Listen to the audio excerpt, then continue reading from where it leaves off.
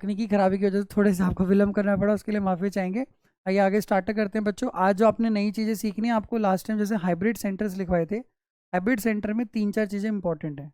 मगरमच्छ वाला जो भी मैंने आपसे पूछा, हाँ कुरुक्षेत्र में है। अच्छा, अब इन झीलों के अंदर ये देख लो, है तो बहुत सारी, इनमें से इंपॉर्टेंट कौन सी है, मोस्ट इंपॉर्टेंट जो अपने पेपर में आने के लिए है। टिक्कर जो झील है, इसके बारे में ना कहीं पे भी इंफॉर्मेशन गिवन नहीं है।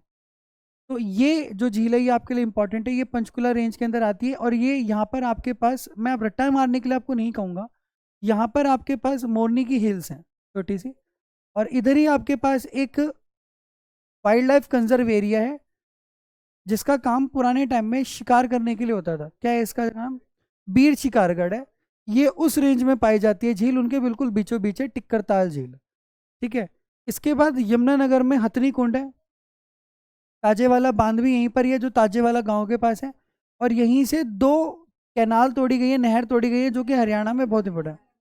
यमुना नदी को 2 पोर्शन में तोड़ा गया, यहाँ से यमुना नदी तो बहती है, इसे आप कहते हैं ईस्टर्न कैनाल, और ये होगी वेस्टर्न यमुना कैनाल।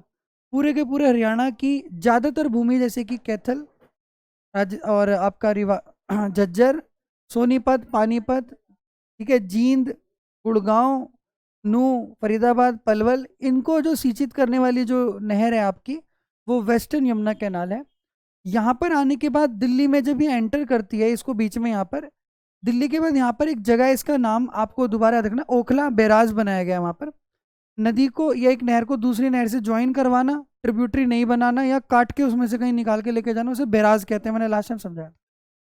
इस नहर को दोबारा यहाँ से निकाला गया, जो अंदर गुड़गांव, नू, पलवल, फरीदाबाद को क्रॉस करके वापस मिलाई जाती है इस तरीके से। इसका नाम है यमुना। क्या नाम है? आगरा नहर है ये, यमुना का ही पार्ट। इससे पहले वाले पॉइंट तक उसको कहा जाता है वेस्टर्न यमुना कैनाल। इसके बाद जो इसे काट के निकाला गया, क्योंकि इसे रोटेट करके घुमाया गया है, पीछे से ऐसे लाया गया। हाँ,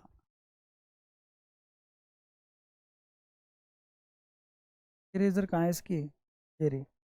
देखो कैसे है ये, मैं अभी बताता हूँ आपको।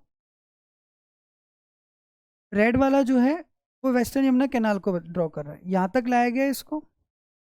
इस पॉइंट पे लाने के बाद इस कैनाल को यहाँ से, गुड़गांव नहीं, मतलब ये दिल्ली में रिप्रेजेंट कर रहा हूँ मैं, ये यहाँ से क्रॉस करके निकालेगा, गुजरती है इधर से, एंड देन इस तरीके से घुमा के इसे वापस यमुना रिवर में, यहाँ से ये यमुना रिवर है, इसमें ज्वाइन करवा दी जाती है हसनपुर के पास। हसनपुर जगह है यहाँ पर, यहाँ से ज्वाइन करा दिया जाता है। ये बेसिकली नू, क्योंकि ड्राई लैंड है पूरा, डेजर्टिल सॉइल है, पलवल, फरीदाबाद, इनको सिंचित करने के लिए।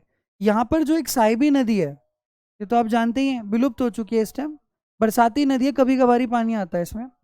इसमें इंपॉर्टेंट पूछे जाने वाली चीज़ ये है कि साहिबी नदी के ऊपर धारूहेड़ा के पास एक गांव है मसानी, वहां पर मसानी बैराज बनाया हुआ है। ठीक है।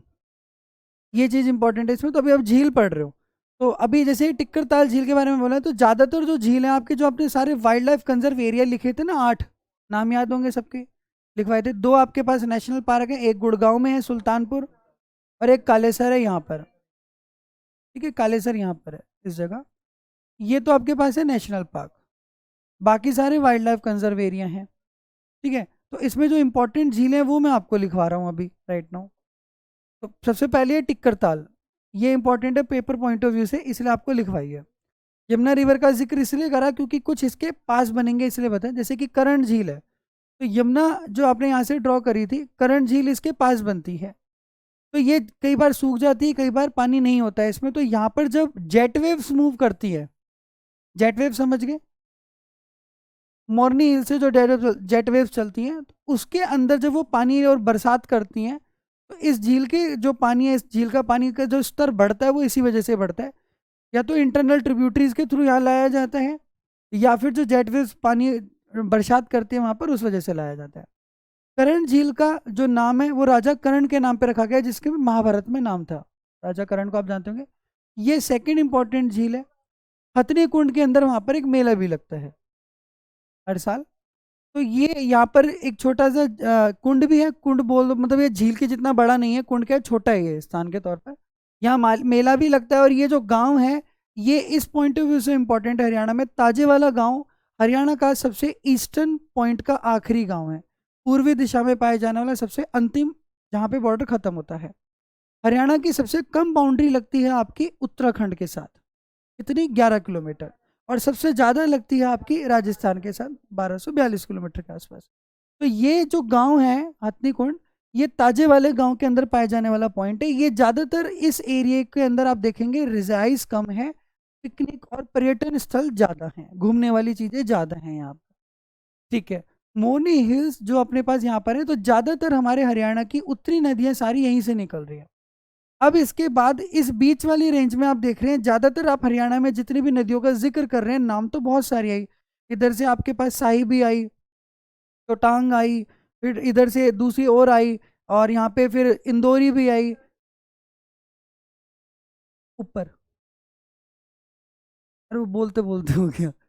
और यहाँ पे साहिबी है इधर, ठीक है, फिर इसके बाद इंदौरी है। ये सारी नीचे की जो नदियाँ हैं वो ज़्यादातर क्या हो चुकी हैं, विलुप्त हैं, सूखी हुई हैं। तो अगर इस बीच वाली रेंज में यहाँ पर पानी जो अब प्रोवाइड करवाना पड़ता है, इसके लिए क्या कराना पड़ा, नहर की जरूरत पड़ती है। तो हरियाणा में ज़्यादातर एरिया पे जो पानी प्रोवाइडेड है सिंचाई के लिए भी और खेती के लिए भी, वो नहरों के थ्रू है। 12 महीने बहने वाली नदी कोई सी नहीं है एक्सेप्ट वन। घग्गर नदी भी कैसी है, मौसमी नदी है, उसमें भी पानी नहीं होता है। कहाँ पर है घग्गर नदी, क्योंकि आप पहले हैं इसलिए मैं आपका पीछे का रिकॉल करा रहा हूँ थोड़ा सा। घग्गर नदी यहाँ पर है, ये इन्फॉर्मेशन मैं आपकी वजह से दे रहा हूँ, ठीक है सर। अच्छा, अब यहाँ पर जितनी भी नहरों की हम बात करेंगे, नहरें कुछ जो हैं यहाँ से लाई जाएंगी, जो कि हिसार, फतेहाबाद और सिरसा के अंदर आएंगी, और कुछ नहरें इसी ट्रिब्यूट में से काटी जाएंगी। ये कौन सी ट्रिब्यूटरी है, जो वेस्टर्न यमुना कैनाल है ना, इसी में से काट के भिवानी में, चरखी दादरी में यहाँ पर इस तरीके से पहुँचाई जाएंगी। ठीक है, तो ये सारा कैनाल सिस्टम आप अब देखोगे आगे। तो ये इनका जो मेन सोर्स है वो कौन सा है, यमुना नदी है, या जो सतलुज नदी ऊपर भाखड़ा नांगल से जाती है उसके थ्रू काट के लाई जाएंगे।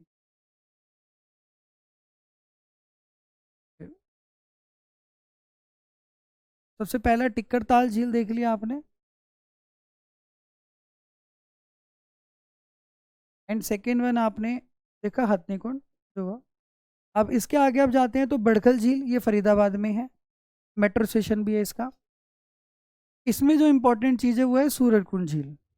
कहाँ पर है, सूरजकुंड का मेला भी लगता है यहाँ पे फरवरी के फर्स्ट वीक में, फरीदाबाद में आता है, और इसको बनवाया था सूरजपाल तोमर जी ने 11वीं शताब्दी में, 1103 में इसे गठित करवाया गया था उन्होंने।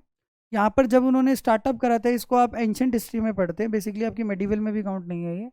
यहाँ पर वो जो उनकी रानियां हुआ करती थी, उनके द्वारा बनाए गए जो क्राफ्ट्स होते हैं उनको रिप्रेजेंट करते थे, और उसी प्रथा को आगे चलाते हुए इस सूरजकुंड मेले में आपकी इंडिया के जितने भी स्टेट्स हैं और जो यूटीज़ हैं या जितने भी कल्चरल हैं, उनके वहाँ पर मेले में क्राफ्ट्स रिप्रेजेंट करे जाते हैं। तो ज़्यादातर इसमें मिट्टी के बर्तन और लकड़ी के क्राफ्ट्स होते हैं, यही दो ज़्यादा पाए जाते हैं। ओके, उसके बाद जब आप आगे मूव करते हैं तो यहाँ पर नू में ये झील लिखी हुई है, लेकिन इस झील के अंदर जो पानी प्रोवाइड करा जाता है वो इंदौरी नदी के थ्रू होता है। तो यहाँ पर इंदौरी का किला है जो मेवात की पहाड़ियों से निकलता है, और मेवात की पहाड़ियाँ किस रेंज में काउंट होंगी, अरावली वाले में, एरोडेड माउंटेन्स हैं। तो यहाँ पर कोटला झील है, संगेल है और चंदेलिया, ये सभी राजाओं के नाम पर है, चंडेल वंश, संगोली वंश। इनको याद करने के लिए मैंने आपको एक ट्रिक बताई थी कि संकोच वर्ड से आप इसे याद कर सकते हैं। ठीक है, संकोच में जैसे कोटला झील आ गई, संगेल आ गई, और उसके बाद चंदेली आ गई। ठीक है, ये इतना इम्पोर्टेंट नहीं है। अगर ये आ जाए कि भाई वो 3 झील लगातार जो लाइन से बहती हैं और इंदौरी नदी के पास हैं या मेवात की पहाड़ियों में जाती है, तो ये पूछा जा सकता है, तब है। इसके बाद जब आगे घूमते हैं तो हरियाणा में इकलौते ऐसा पार्ट जहाँ पर आपको गर्म और ठंडे पानी के चश्मे मिलते हैं। जमीन से निकलता हुआ पानी एक जगह ठंडा है और उसके आधे किलोमीटर की रेंज पे ही गर्म पानी भी है। तो वो सोना रेंज काउंट होती है गुड़गांव में, आगे चल के पलवल पहुंच जाता है, उससे वो पलवल हाईवे ड्रॉ करा जा रहा है। तो सुल्तानपुर झील आपके गुड़गांव में होगी, जो बर्ड सेंचुरी है बहुत बड़ी और ज़्यादातर पर्यटन स्थल है। उसके बाद खलीलपुर झील है जो कि खलीलपुर के अंदर आता है, और ये काउंट होगा गुड़गांव में। गर्म और ठंडे पानी के जो चश्मे हैं वो सोना में है। यहाँ पे एक देवी का मंदिर भी है जो पहाड़ियों के बिल्कुल बीचों बीच है, घामड़ोस उस गांव का नाम पड़ता है, अब मुझे ध्यान आ गया। जब आप सोना की तरफ आगे जाते हैं, क्रॉस करते हैं गुड़गांव से, जब राइट टर्न लेते लेफ्ट टर्न लेते हैं, सोना को क्रॉस करने से पहले गांव पड़ता है घामड़ोस। वहां से ही आपको ये छोटी छोटी इरोडेड पहाड़ियां दिखनी शुरू हो जाएंगी, उससे पहले पहाड़ियां नहीं दिखेंगी। पहाड़ियां सोना गांव जो घामड़ोस गांव है वहीं से स्टार्ट होती है, और वहां पर इनके बीच में उनकी कोई कुल देवी है, उनका मंदिर भी है, उसकी आस्था और मानता बहुत ज़्यादा है वहाँ पर। उसके बाद दमदमा झील है जो कि गुड़गांव में है आपके पास। एंड देन लेटर ऑन उसके बाद हमारे पास भिंडावास झील। ये आपके किस क्षेत्र के अंदर आती है? आपने लास्ट टाइम पढ़ा था ये चीज़। ये आपके वाइल्ड लाइफ कंजर्व एरिया में है।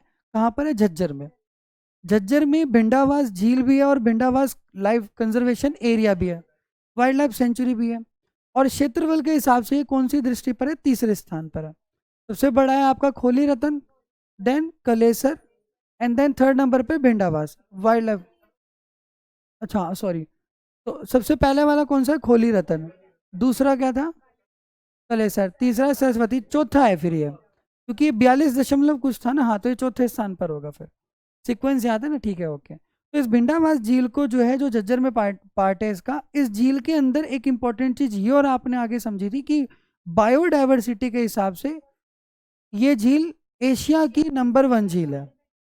बायोडाइवर्सिटी वर्ड का मतलब है वन्य जीव संरक्षण क्षेत्र के अनुसार यहाँ पर पाए जाने वाले जो जीव जंतु हैं उनके अंदर जो स्पीसीज हैं, जो प्रजातियां पाई जाती हैं, तो पूरी एशिया में ये नंबर 1 पर ऐसी झील है जिसमें 500 से अधिक बर्ड्स और एनिमल्स की प्रजातियां हैं, और वर्ल्ड में ये तीसरे स्थान पर है। उसके बाद है हिसार में ब्लू बर्ड झील, इकलौती ऐसी झील जिसको आर्टिफिशियली डिजाइन करके बनवाया गया है। ये एग्जिस्टेंस में नहीं है, बनवाया गया है इसको आर्टिफिशियल। कौन सी? तिलियार झील है जो, वो एक तरीके से क्या है कि वो नहर में से काट के पानी दिया जाता है उसमें, वो बनाई गई है लेकिन उसे नेचुरल में काउंट करते हैं। ये रोहतक के पास जब आप क्रॉस करते हैं, हाँ लेफ्ट साइड पे पड़ती है आपकी, बाबा मस्तनाथ यूनिवर्सिटी के जस्ट अपोजिट है। तो चिड़ियाघर और झील दोनों इकट्ठी हैं। अपने हरियाणा में चिड़ियाघर 2 ही जगह, एक तो भिवानी में है और एक रोहतक में, और कहीं नहीं है चिड़ियाघर आपके पास। बाकी सारे वन संरक्षण क्षेत्र हैं। अच्छा, रोहतक वाला चिड़ियाघर बड़ा है, भिवानी वाला चिड़ियाघर छोटा है। अच्छा, इसके बाद मैंने आपको लास्ट टाइम बताना भूल गया था क्योंकि मैंने आपको बोला था लेकिन टाइम ओवर हो गया था।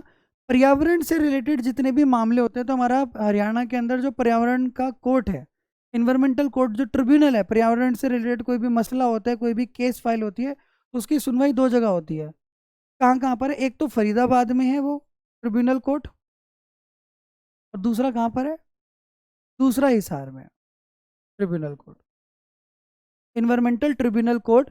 पर्यावरण संरक्षण क्षेत्र जो है उस पर रिलेटेड अगर कोई भी केस होता है या कुछ भी होता है, तो एक तो आपका है फरीदाबाद में, जो मसले चलते से कि आपने पेड़ काट लिया, जानवर मार दिया, कुछ भी हो गया, तो उससे रिलेटेड जो केस चलते हैं, ये डिवीजन, अभी मैं जब आपको डिवीजन वर्ड सिखाऊंगा तो हमारी जो हरियाणा को है ना 5 डिवीजन में तोड़ा गया है मेन।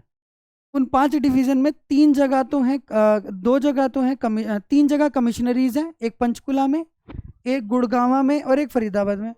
बाकी सब जगह सबॉर्डिनेट्स हैं, तो वो भी लिखवा दूंगा। उन सबॉर्डिनेट मतलब क्या? जैसे कि अगर आप बात करें रोहतक, तो रोहतक जो पुलिस होगी वो इस एरिया को भी कवर करती है, इसको भी, इसको भी, इसको भी। तो जो हेड सुपरिटेंडेंट है वो पूरे को कवर करेगा। जैसे गुड़गांव पुलिस है, तो ये एनसीआर रेंज में आती है, नेशनल कैपिटल रीजन में आती है। तो ये दिल्ली, अच्छा गुड़गांव में जो पाई जाने वाली पुलिस है उसको वेतन किससे मिलता होगा? हरियाणा से कि दिल्ली से, सेंट्रल गवर्नमेंट से? कहाँ से? गुड़गांव में जो लिखा है, जैसे गाजियाबाद में भी गाजियाबाद पुलिस है, तो उन्हें वेतन कहाँ से मिलता होगा? यूपी पुलिस से। तो जो गुड़गांव पुलिस है उनके ऊपर दिल्ली पुलिस लिखा हुआ नहीं होता, तो उन्हें उन्हें वेतन कौन देता है? हरियाणा की गवर्नमेंट देती है, या दिल्ली की गवर्नमेंट देती है, या सेंट्रल देती है? हरियाणा पूछ रहा हूं मैं, हरियाणा देती है। एनसीआर का मीनिंग समझो क्या है? नेशनल कैपिटल रीजन, यानी वो क्षेत्र जो कि दिल्ली के बॉर्डर के बिल्कुल टच में है, और उसे ऐसे डेवलप करा जा रहा है कि कैपिटल जो हमारी है राजधानी, उसको एक्सपेंड करके वहां तक दूसरे स्टेट को टच करके लाया जाए। वहां पर डेवलपमेंट का जो काम है, थोड़ा काम इंफ्रास्ट्रक्चर डेवलप करता है स्टेट और थोड़ा करती है सेंट्रल गवर्नमेंट, क्योंकि दिल्ली यूटी है। लेकिन जो उनका वेतन है वहां पर काम करने वाला, वो स्टेट गवर्नमेंट पे करती है। इसी वजह से जब जाते हो, तो अगर वो दिल्ली का पार्ट होता तो गुड़गांव में आपको मानेसर में टोल नहीं देना पड़ता, लेकिन अभी देना पड़ता है। वो एनसीआर रेंज में आ जाता है इसी वजह से।